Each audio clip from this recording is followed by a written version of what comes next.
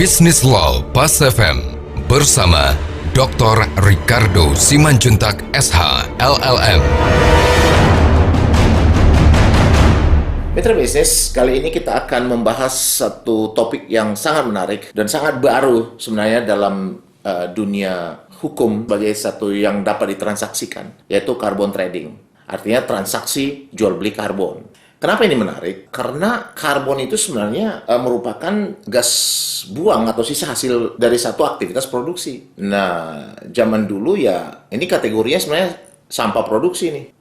Nah, ini menjadi satu concern dari dunia. Jadi tidak hanya negara, tapi juga concern dari dunia. Dalam perdebatan pertama, kesadaran terhadap pentingnya satu dunia yang aman, maka akan didasarkan oleh kualitas lingkungan yang baik dan terjaga. Nah, kalau dikatakan yang baik dan terjaga ini antara lain ya green, hijau. Bahkan sekarang kalau kita lihat dalam sistem pendanaan aja, orang tidak lagi membangun penekanan pada good corporate governance sebagai dasar untuk melakukan analisa atau verifikasi terhadap pelaku usaha yang akan mendapatkan dana. Jadi tidak sekedar hanya good corporate governance saja, tapi juga sekarang sudah meningkat menjadi environmental and social governance. Jadi pelaku usaha itu tidak hanya membangun satu keteraturan dalam pengelolaan usaha yang diyakini secara ekonomi dan secara strategi bisnis akan menghasilkan keuntungan yang baik buat mereka, sehingga dia mampu mengembalikan pinjaman bank atau mampu memberikan keuntungan pada mitra bisnisnya atau mampu memberikan keuntungan pada para investor yang masuk ke dalam melalui pasar modal, tapi juga dipastikan bahwa tata cara atau aktivitas pelaku usaha tadi tidak bisa melanggar kesehatan lingkungan. Ya, jadi artinya tidak bisa melakukan perusakan terhadap alam atau environment, dan juga tidak bisa melanggar hak asasi manusia.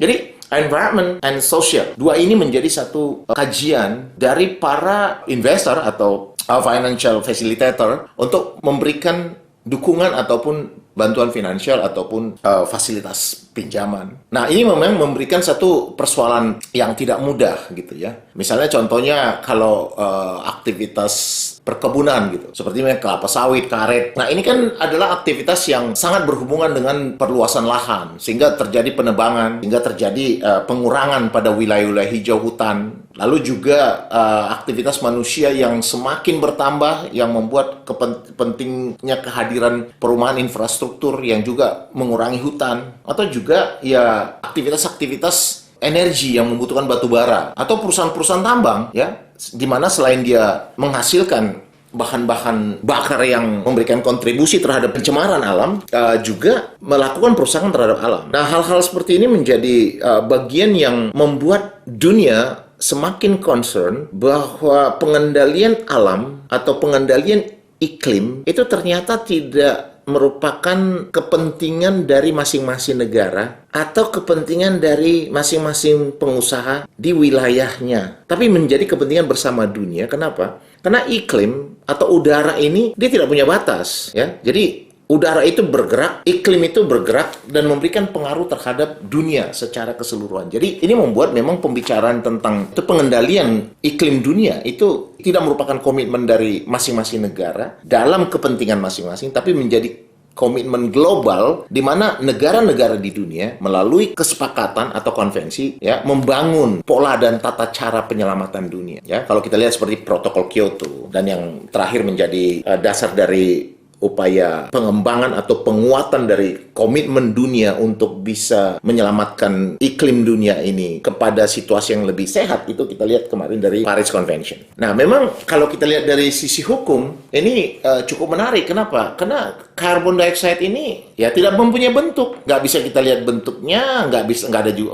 warnanya, juga nggak bisa kita raba dia. Tapi memang dalam hukum Indonesia, aset itu tidak harus berbentuk, tidak harus dalam bentuk tangible. Intangible juga itu dikategorikan sebagai aset. Misalnya piutang itu tidak mempunyai bentuk, ya. Tapi dia mempunyai ukuran, dia mempunyai dasar, dia mempunyai underlying dalam menghadirkan hak tagih tadi. Misalnya contohnya adanya transaksi, gitu kan, di mana objek yang dibeli tadi sudah disampaikan sehingga penjual tadi memiliki hak tagih, ya, atau juga misalnya katakanlah seorang investor yang memiliki hak tagih atas satu transaksi bisnis yang mereka lakukan, kemudian dia menjual hak tagih tadi, bisa, karena ketentuan seperti itu juga diatur di pasal 1332, 1333 Awal Perdata. Jadi walaupun dia nggak berbentuk, sepanjang dia memiliki satu ukuran, dapat diukur maksudnya, dapat dikategorikan, maka dia merupakan bagian dari objek transaksi yang diperbolehkan gitu ya. Nah, ini yang kita lihat bahwa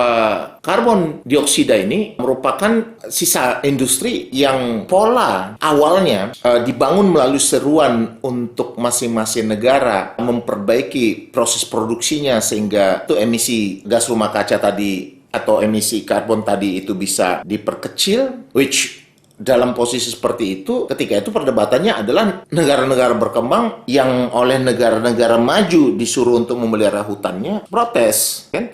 Kenapa? Karena proses industrialisasi kan awalnya itu berjalan di wilayah Eropa Barat, ya bahkan di wilayah Amerika juga, yang mengakibatkan hutan-hutan mereka juga sudah banyak tergerus, ya. Sehingga seruan-seruan mereka untuk beberapa negara-negara berkembang atau negara tidak berkembang untuk selalu memelihara hutannya, itu adalah satu seruan yang oleh negara-negara tersebut tidak dengan mudah bisa dilaksanakan. Kenapa? Karena hutan juga menjadi satu alat kehidupan, ya, baik secara alamiah maupun dalam satu proses industri. Kebutuhan atas kayu, ya kan, kebutuhan atas aktivitas perkebunan gitu. Jadi risiko-risiko selalu ada. Mitra bisnis, demikian pembahasan kita kali ini. Saya Dr. Ricardo Simanjuntak untuk Bisnis Law Pas FM.